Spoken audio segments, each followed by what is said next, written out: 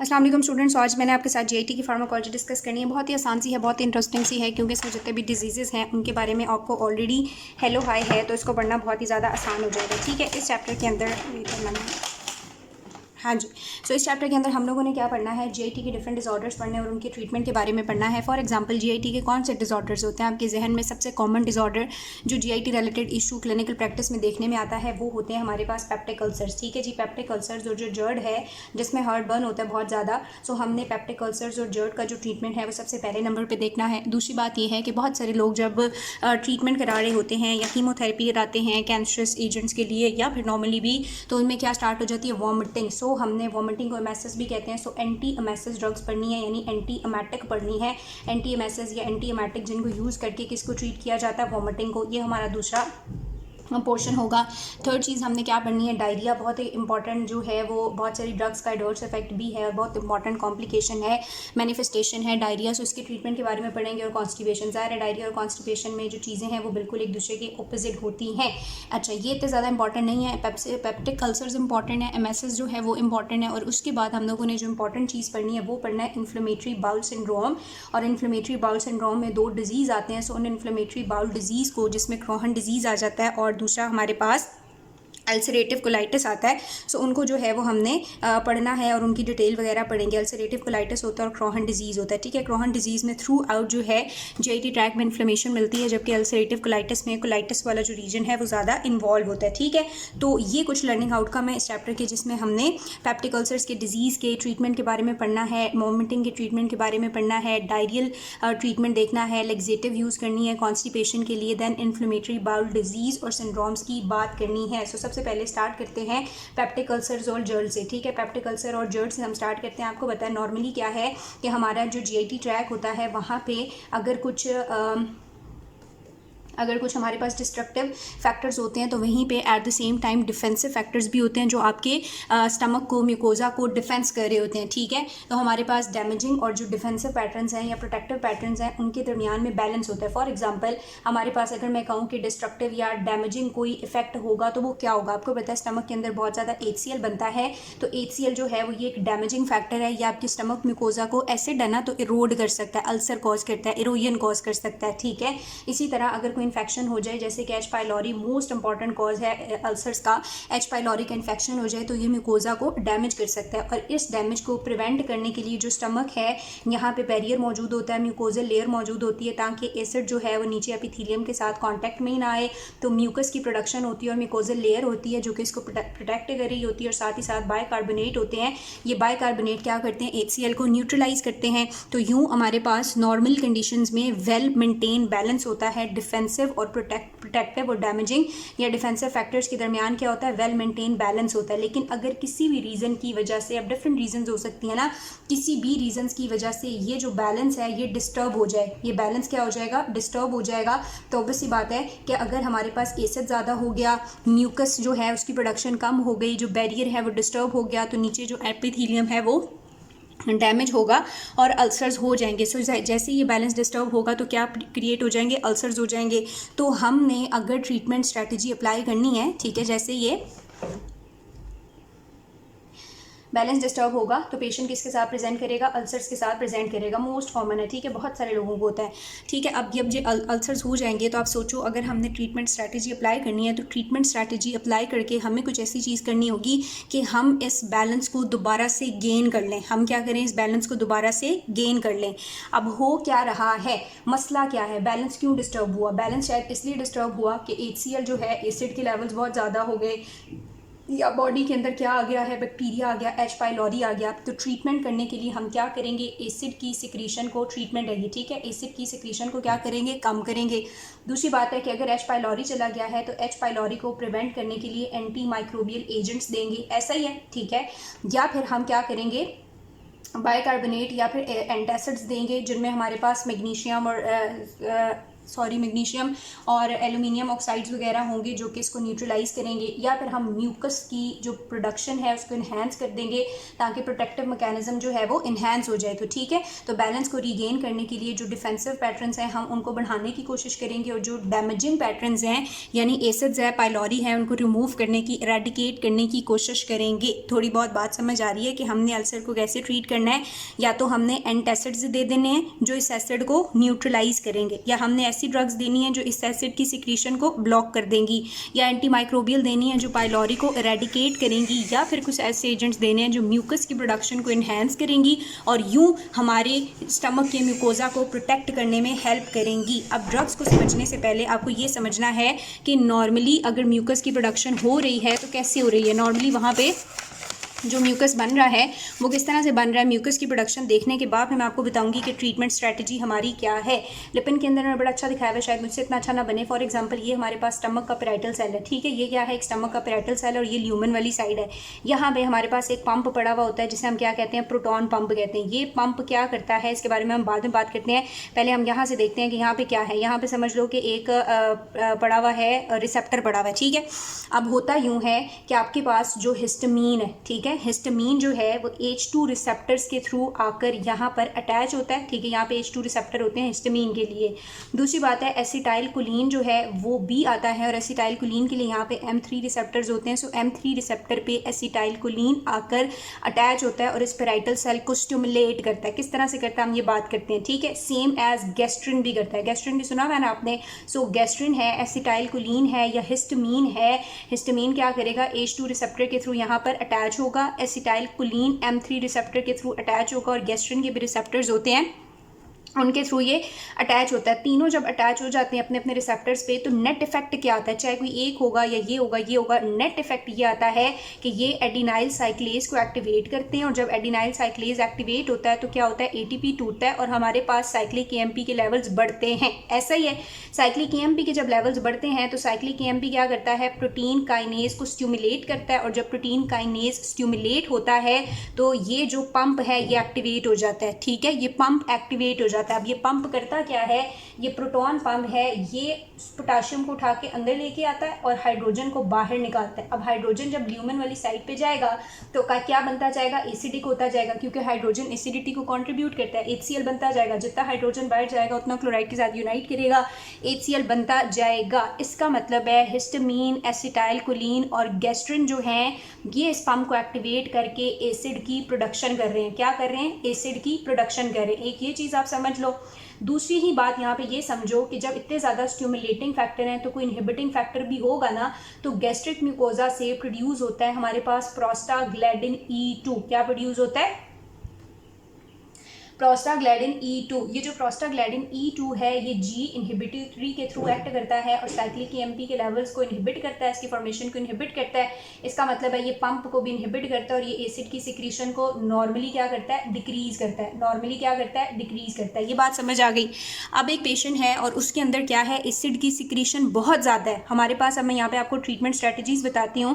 पहली treatment strategy तो ये है ना कि वहाँ पे H पाइलोरी गया हुआ है और H पाइलोरी जो है वहाँ पे रेड यूं यूं यूं खुरेद रहा है और अल्सर कॉज कर रहा है, जो भी कर रहा है। H पाइलोरी को रिमूव करने के लिए हम क्या देंगे, एंटी माइक्रोबियल एजेंट्स देंगे। जो एजेंट्स देंगे हम बात करते हैं अभी। दूसरी कंडीशन ये है कि एसिड की प्रोडक्शन ज़्यादा है, तो हमने क्या करना है, एसिड की प्रोडक्शन को कम करना है। क्या करना है, एसिड की प्रोडक्शन को कम करना है। एसिड को कम करने के लिए हमारे पास 4-5 तरीके हैं, ठीक है। अब वो जो 4-5 तरीके हैं वो यहीं से आपने मुझे बताने हैं। देखो ये तीनों इसको स्टिमुलेट कर रहे हैं, तो अगर हम इन तीनों को इनहिबिट कर दें, इन तीनों के एंटागनिस्ट दे दें, तो हम एसिड की सिक्रीशन को कम कर सकते हैं। तो पहला तरीका ये है कि हम H2 एंटागनिस्ट दे दें ताकि हिस्टामीन यहाँ पे लगे ना, साइक्लिक AMP बने ही ना। साइक्लिक AMP ना बने तो एसिड की प्रोडक्शन ना हो। तो पहला तरीका मैं ये कर सकती हूँ कि क्या दे दूँगी, H2 एंटागनिस्ट दे दूँगी। क्या दे दूँगी, हिस्टामीन एंटागनिस्ट दे सकती हूँ। दूसरी बात ये है कि हम एंटी कोलिनर्जिक भी दे सकते हैं, लेकिन एंटी कोलिनर्जिक हम देंगे M1 ब्लॉकर, क्योंकि M1 के थ्रू स्टिमुलेट होता है एसिटाइल कोलिन और एसिटाइल कोलिन आगे जाके लगता है। तो बेहतर ये है कि हम M1 को ब्लॉक कर दें ताकि एसिटाइल कोलिन रिलीज़ ही ना हो। जब ये रिलीज़ ना हो तो आगे जाके लगे ही ना। सो एसिटाइल कोलिन ब्लॉकर, उसमें भी हम क्या देते हैं, M1 ब्लॉकर देते हैं। थर्ड चीज़ हम ये कर सकते हैं कि गैस्ट्रिन को इनहिबिट कर सकते हैं, लेकिन इसके लिए अभी कोई ड्रग हमारे पास आई नहीं है।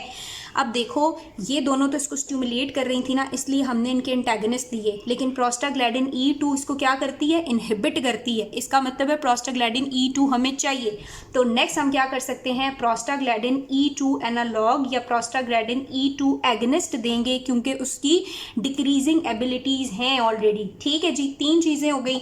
सबसे मेजर चीज़ हम क्या कर सकते हैं कि यहाँ पे तो हमने ब्लॉक कर लिया ना, अब हम ये पंप भी तो ब्लॉक कर सकते हैं, और ये सबसे ज़्यादा यूज़ किया जा रहा है। चौथा मामला हम क्या कर सकते हैं, प्रोटॉन पंप इनहिबिटर्स दे सकते हैं, प्रोटॉन पंप इनहिबिटर्स दे सकते हैं। ठीक हो गया।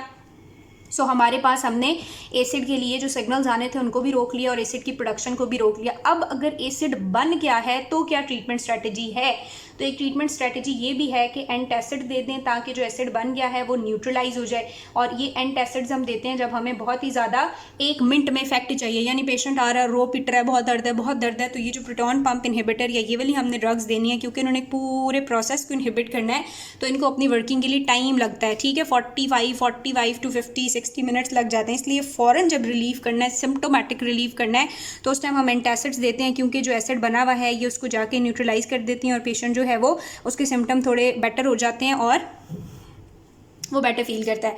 तो ये हमारे पास अल्सर्स का ट्रीटमेंट है। ये चीज़ समझ आ गई, बस बात ख़त्म हो गई। हमने सिर्फ अभी ड्रग्स के नाम देखने आगे क्या समझ आई कि नॉर्मली अल्सर्स क्यों नहीं बनते, क्योंकि जो प्रोटेक्टिव और डैमेजिंग फैक्टर है उनके दरमियान बैलेंस था, लेकिन ये बैलेंस डिस्टर्ब हो गया, या तो वहाँ पे कोई माइक्रोब आ गया तो उस माइक्रोब को रिमूव करने के लिए एंटी माइक्रोबियल एजेंट्स दे देंगे, या फिर वहाँ पे क्या है, एसिड की प्रोडक्शन ज़्यादा हो गई है, तो प्रोडक्शन को कम करने के लिए हम ये स्ट्रैटेजीज अप्लाई कर सकते हैं। हिस्टामीन ब्लॉकर दे सकते हैं, एसिटाइल कोलिन ब्लॉकर दे सकते हैं, प्रोस्टाग्लैंडिन E2 एगनिस्ट दे सकते हैं, एनालॉग दे सकते हैं, या प्रोटॉन पंप इनहिबिटर दे सकते हैं। और अगर एसिड बन चुका है तो एंटासिड दे के इसको क्या कर सकते हैं, न्यूट्रलाइज भी कर सकते हैं। आई होप आपको ये सारी चीज़ समझ आ गई है।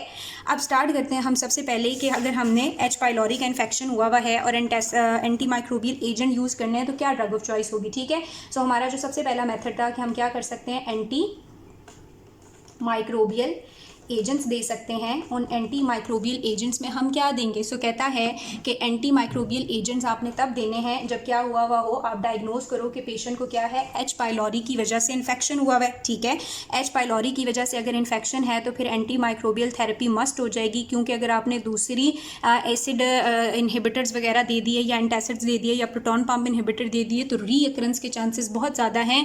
कंप्लीटली ऑर्गेनिज्म को एरेडिकेट करने के लिए एंटी माइक्रोबियल थेरेपी देनी पड़ती है। और एंटी माइक्रोबियल थेरेपी देने के लिए पहले तो आपने डायग्नोज करना है ना कि ये पाइलोरी है या नहीं है, तो इसकी डायग्नोसिस के लिए क्या की जाती है, एंडोस्कोपी की जाती है, जो कि इन्वेसिव मेथड है। ठीक है, या फिर नॉन इन्वेसिव ट्रीटमेंट्स भी आप दे सकते हो, मतलब स्ट्रैटेजीज अप्लाई कर सकते हो, जैसे कि सीरोलॉजी कर सकते हो, या फिर हमारे पास फीकल एंटीजन टेस्ट भी कर सकते हो, सीरोलॉजी कर सकते हो, फीकल एंटीजन टेस्ट भी कर सकते हो, और उसके अलावा यूरिन ब्रेथ टेस्ट भी करते हो और डायग्नोज कर लेते हो कि ईदर पाइलोरी की वजह से आपके पास अल्सर्स हो रहे हैं या एसिड की सिक्रीशन वगैरह ज़्यादा हुई हुई है तो अल्सर्स हो रहे हैं। अब डायग्नोसिस हो गई तो डायग्नोज करने के बाद आपने एंटी माइक्रोबियल थेरेपी देनी है। अब लिपन के अंदर 2 तरह की थेरेपीज़ उसने बताई हुई हैं। कहता है क्वाड्रुपल थेरेपी होती है, यानी कि इसमें हम क्या करते हैं, 4 ड्रग्स को यूज़ करते हैं, या फिर हमारे पास ट्रिपल थेरेपी भी होती है। ट्रिपल थेरेपी उन पेशेंट को देते हैं जिनकी बॉडी में रेजिस्टेंस नहीं है, उन्होंने पहले से कोई मैक्रोलाइड लेके नहीं रखे, कोई एंटीबायोटिक लेने की हिस्ट्री उनमें नहीं है। जब आपने क्वाड्रुपल थेरेपी देनी है तो इसमें कौन सी 4 ड्रग्स हैं जो फर्स्ट लाइन एजेंट के तौर पे यूज़ होती हैं अल्सर्स के अंदर, तो सबसे इंपॉर्टेंट तो प्रोटॉन पंप इनहिबिटर ही है ना। बेशक जो भी है हमें एसिड की सिक्रीशन को कम से कम करना है, क्योंकि एक ज़ख़म ऑलरेडी हुआ है, तो अगर एसिड ज़्यादा बनेगा तो वो ज़ख़म को मज़ीद ख़राब करेगा। जैसे हमारी स्किन पे कोई ज़ख़म हो रहा, हम ऊपर एसिड डालें, तेज़ाब डालें तो अच्छी चीज़ है, नहीं अच्छी ना।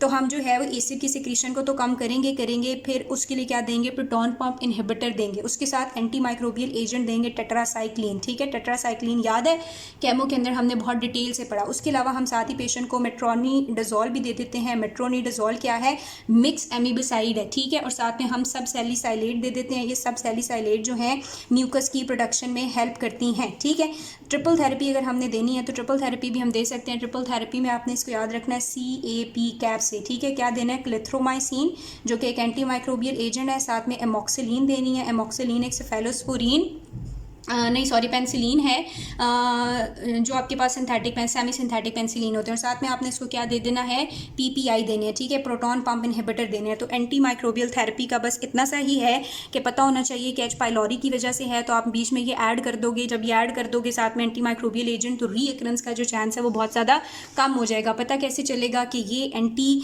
पाइलोरी की वजह से अल्सर्स हुए हुए, एंडोस्कोपी करोगे, सीरोलॉजी करोगे, फीकल एंटीजन टेस्ट करोगे या यूरिन ब्रेथ टेस्ट करोगे, क्वाड्रुपल थेरेपी भी दे सकते और ट्रिपल थेरेपी भी, दोनों के अंदर पीपीआई जो है वो मस्ट होंगे। तो ये वाली बात हो गई हमारी किसकी, पहली स्ट्रेटजी की। दूसरी स्ट्रेटजी हमारे पास वही एसिड वाली है, और वही मेजर है कि हमने क्या करना है, एसिड के लेवल्स को, एसिड की सिक्रीशन को कम करने की कोशिश करनी है। एसिड की सिक्रीशन को कम करने की कोशिश में मैंने बताया सबसे पहली चीज़ हम क्या यूज़ कर सकते हैं, H2 रिसेप्टर एंटागनिस्ट। क्या यूज़ करेंगे, H2 रिसेप्टर एंटागनिस्ट यूज़ करेंगे, ताकि जो हिस्टामीन है वो रिसेप्टर को एक्टिवेट ना करे और फर्दर आगे से पंप की एक्टिवेशन ना हो और एसिड की प्रोडक्शन और सिक्रीशन फर्दर ना हो। अब होता यूं है नॉर्मली, जैसे मैंने अभी आपको वहाँ से एक पता नहीं डायग्राम दिखाई या नहीं दिखाई, लेकिन नॉर्मली क्या हो रहा होता है, यहाँ पे करते हैं, ठीक है। नॉर्मली क्या हो रहा होता है कि आपके पास जब हिस्टामीन आता है, मैं प्रॉपर ड्रॉ नहीं करूँगी, हिस्टामीन आता है तो ये क्या करता है, H2 रिसेप्टर को स्टिमुलेट करता है। जब H2 रिसेप्टर स्टिमुलेट होते हैं तो एडिनाइल साइक्लेज स्टिमुलेट हो जाता है। एडिनाइल साइक्लेज की स्टिमुलेशन की वजह से साइक्लिक केएमपी के लेवल ज़्यादा होते हैं। साइक्लिक केएमपी ज़्यादा होता है तो ये प्रोटीन काइनेज ए को स्टिमुलेट करता है, प्रोटीन काइनेज ए स्टिमुलेट होता है तो प्रोटॉन पंप स्टिमुलेट हो जाता है, और प्रोटॉन पंप स्टिमुलेट होता है तो पोटाशियम अंदर और हाइड्रोजन बाहर जाता है, और यूँ एसिड की सिक्रीशन ज़्यादा होती है।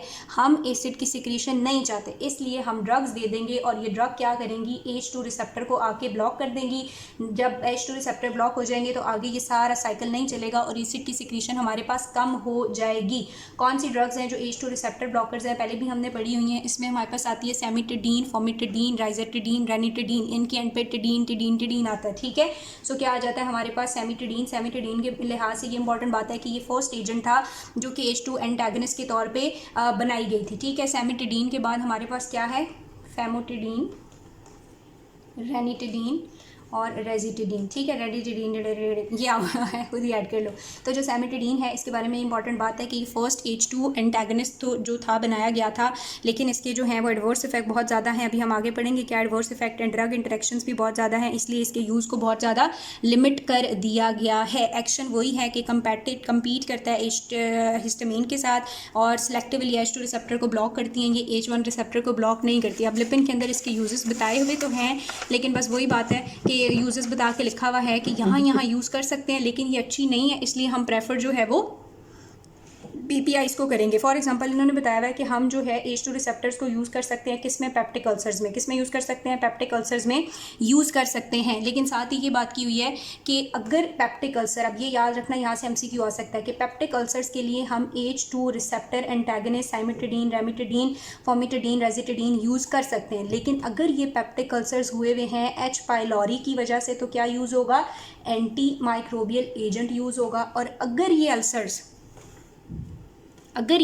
हुए हैं ड्रग्स की वजह से, बहुत ज़्यादा टेंडेंसी होती है एस्पिरिन में, जो कि एक non steroidal anti inflammatory agent है, यानी जो आपके पास एनसेड्स होते हैं। अगर एनसेड्स की वजह से अल्सर हुए हैं तो एनसेड्स इंड्यूस अल्सर्स के अंदर जो हमने यूज़ करनी है वो पीपीआई है, ठीक है। वैसे ये पेप्टिक अल्सर में यूज़ हो सकता है, लेकिन अगर पेप्टिक अल्सर एनसेड की वजह से है तो प्रेफर क्या है, ड्रग ऑफ चॉइस क्या है, पीपीआई। और अगर अल्सर्स H पाइलोरी की वजह से हैं तो फिर ड्रग ऑफ चॉइसेस हमारे पास एंटी माइक्रोबियल एजेंट्स हैं। दूसरी बात ये है कि पेप्टिक अल्सर्स के अलावा एक्यूट स्ट्रेस अल्सर्स भी होते हैं, यानी जो आपको बहुत ज़्यादा स्ट्रेस लेने से हो जाते हैं। एक्यूट स्ट्रेस अल्सर्स की बात कर रहा है कि एक्यूट स्ट्रेस अल्सर्स में भी आप ये जो H2 रिसेप्टर एंटागनिस्ट हैं इनको यूज़ कर सकते हो, इंट्रावीनस की फॉर्म में या कंटिन्यूस इन्फ्यूजन की फॉर्म में यूज़ कर सकते हो, लेकिन बहुत जल्दी इनसे टॉलरेंस हो जाती है, टॉलरेंस डेवलप हो जाती है, इसलिए एक्यूट स्ट्रेस अल्सर्स में भी पीपीआई को ही प्रेफर किया जाता है, ठीक है। थर्ड बात की हुई है कि हमारे पास जो जर्ड है जिसमें हार्ट बर्न होता है, ईसोफेजियल रिफ्लेक्स होता है, और उसमें क्या कर सकते हैं, अच्छा, जर्ड के अंदर भी जो है वो हम इसको दे सकते हैं। अगर आप क्या करो 40 टू 45 मिनट मील से पहले ये ले लो तो उसके बाद आप कुछ खाओ पियो तो इतनी ज़्यादा जलन या तकलीफ आपको नहीं होगी। लेकिन अगेन ये बहुत ज़्यादा टाइम लेता है सिम्टम्स को रिलीव करने के लिए, और अगर आपने सिम्टम्स को फौरी तौर पर रिलीव करना है, एकदम से रिलीव करना है, तो उसके लिए हम क्या देते हैं, उसके लिए हम एंटासिड्स देते हैं, ठीक है। लेकिन एंटासिड सिम्टम्स को रिलीव भी कर देती हैं, वो बहुत शॉर्ट एक्टिंग है। अगर ये हर्ट बर्न की जो हिस्ट्री है वो पेशेंट की फ्रिक्वेंट है, वो कहता है कि 2 महीनों से 3 महीनों से हो रहा है, फ्रिक्वेंट हो रहे हैं, बार बार हो रहे हैं, और एक लॉन्ग टर्म हिस्ट्री है, तो फिर आपने दोबारा से पीपीआई ही प्रेफर करने हैं। तो यार ये क्या है पीपीआई, हर जगह पे ये यूज़ होते हैं। अभी हम आगे पढ़ेंगे कि क्या है और क्यों हम इनको यूज़ करते हैं। पेप्टिक अल्सर्स में भी ये प्रेफर है, एक्यूट अल्सर्स में भी प्रेफर्ड है, और लॉन्ग टाइम फ्रिक्वेंट जर्ड में भी ये प्रेफर किए जाते हैं, ठीक है। अल्टीमेट जो एकदम से सिम्टम क्विकली रिलीव करने हैं वो एंटासिड करेगा, लेकिन लॉन्ग टर्म यूज़ के लिए पीपीआई जर्ड में प्रेफर किए जाते हैं। अब हमारे पास ये जो H2 है, एंटागनिस्ट हैं, इनके कुछ फार्माकोकिनेटिक फीचर्स बताए हुए हैं कि ओरली ये वेरी वेल एब्जॉर्ब होती हैं, कंप्लीटली एब्जॉर्ब हो जाती हैं, वॉल्यूम ऑफ डिस्ट्रीब्यूशन इनका बड़ा अच्छा है, मिल्क वगैरह में भी ये एक्सक्रीट होती हैं, ब्लड ब्रेन बैरियर को भी क्रॉस करती हैं और प्लेसेंटा को भी क्रॉस कर जाती हैं, यूरिन के अंदर जो है वो ये एक्सक्रीट होती हैं, ठीक है। उसके बाद कहता है कि जो सेमिटिडीन है, फॉर्मिटिडीन है, रेनिटिडीन है, इनको हम इंट्रावीनसली भी दे सकते हैं, इंट्रावीनस फॉर्मुलेशन इनकी मौजूद हैं। और अगर रीनल डिजीज़ का पेशेंट है तो उसके अंदर हाफ लाइफ बड़ी भी होगी, यूरिन में एक्सक्रीट नहीं होगा, बॉडी में ज़्यादा देर के लिए रहेगा तो हाफ लाइफ बढ़ेगी। इसके जो एडवर्स इफेक्ट हैं वो बड़े इंपॉर्टेंट है, यहाँ से आपसे क्वेश्चन पूछा जाता है। वैसे तो नॉर्मली हम कहते हैं कि ये वेल टॉलरेटेड ड्रग्स हैं, इतना ज़्यादा इनका कोई मसला नहीं है, लेकिन अगर आपने बहुत प्रोलॉन्ग यूज़ किया, और स्पेशली जो साइमेटिडीन है, मैंने पहले भी बताया कि जो साइमेटिडीन है ये फर्स्ट एजेंट था, लेकिन अब इसके यूज़ को लिमिट कर दिया गया एडवर्स इफेक्ट की वजह से। तो cimetidine endocrine related adverse effect cause करता है, ये हार्मोन की फंक्शन को डिस्टर्ब करता है, और क्या कॉज करता है, गाइनोकोमेस्टिया और गैलेक्टोरिया कॉज करता है, ठीक है। गाइनोकोमेस्टिया का भी आपको पता है, और गैलेक्टोरिया में क्या होता है, ब्रेस्ट से एक एबनॉर्मल सा डिस्चार्ज होता है बॉडी से, ठीक है। उसके अलावा ये बात आपने याद रखनी है। उसके अलावा CNS रिलेटेड इफेक्ट्स भी आते हैं, जैसे कि कन्फ्यूजन होती है, मेंटल स्टेटस जो है वो ऑल्टर हो जाता है। उसके अलावा कहता है कि ये बहुत सारी, देखो ये एसिड की सिक्रीशन को कम कर देता है ना, एसिड की सिक्रीशन को ज़्यादा कम करता है। तो अगर बहुत प्रोलॉन्ग यूज़ करोगे तो एसिड बहुत ज़्यादा, एसिडिक मीडियम बहुत डिस्टर्ब हो जाएगा। और बहुत सारी चीज़ें, बहुत सारी ड्रग्स ऐसी होती हैं जिन्हें एब्जॉर्प्शन के लिए एसिडिक मीडियम रिक्वायर्ड है, लेकिन क्योंकि एसिडिक मीडियम नहीं है तो उनकी एब्जॉर्प्शन क्या हो जाएगी, डिस्टर्ब हो जाएगी। जैसे कि कीटोकोनाजोल एक एंटी फंगल ड्रग है, उसको अपनी एब्जॉर्प्शन के लिए एसिडिक मीडियम चाहिए। आप इसके साथ कीटोकोनाजोल नहीं दे सकते क्योंकि वो एब्जॉर्ब नहीं होगी। और साइमेटिडीन एक ना सिर्फ एंडोक्राइन फंक्शन कॉज करता है, बल्कि साइमेटिडीन CYP450 को इनहिबिट कर देता है, और जितनी भी ड्रग्स उसने मेटाबोलाइज करनी है उनके मेटाबॉलिज्म को डिस्टर्ब करता है, जैसे कि वारफरिन हो गई, फिनोटाइन हो गई, या क्लोपिड्रोग्लिल वगैरह हो गई, ठीक है। ये बात हो गई किसकी, H2 रिसेप्टर एंटागनिस्ट की। आई होप आप लोग जो हैं वो बोर नहीं हुए होंगे, क्योंकि हमने क्या पढ़ा कि जो अल्सर्स हैं उनके ट्रीटमेंट के लिए एंटी माइक्रोबियल एजेंट्स दे सकते हैं और H2 रिसेप्टर एंटागनिस्ट दे सकते हैं। H2 रिसेप्टर एंटागनिस्ट H2 को ब्लॉक करते हैं, सेमिटिडीन है, फॉर्मिटिडीन है, रेनिटिडीन है, राइजिटिडीन है। इसको यूज़ कर सकते हैं पेप्टिक अल्सर्स में इधर और इधर, लेकिन ये ड्रग ऑफ चॉइस नहीं है। ओरली वेल एब्जॉर्ब है, वेल वॉल्यूम ऑफ डिस्ट्रीब्यूशन है, यूरिन में एक्सक्रीट होता है, इंट्रावीनियसली भी अवेलेबल है, हाफ लाइफ बढ़ जाती है अगर पेशेंट रीनल इम्पेयरमेंट के साथ हो। एडवर्स इफेक्ट इसकी साइमेटिडीन वाले याद रखने हैं कि एंडोक्राइन रिलेटेड एडवर्स इफेक्ट गाइनोकोमेस्टिया और गैलेक्टोरिया कॉज करता है, और साथ ही साथ बहुत सारी ड्रग के मेटाबॉलिज्म को इनहिबिट कर देता है by the inhibition of CYP450। अब बाकी जो है वो मैं आपको नेक्स्ट वीडियो में बताती हूँ।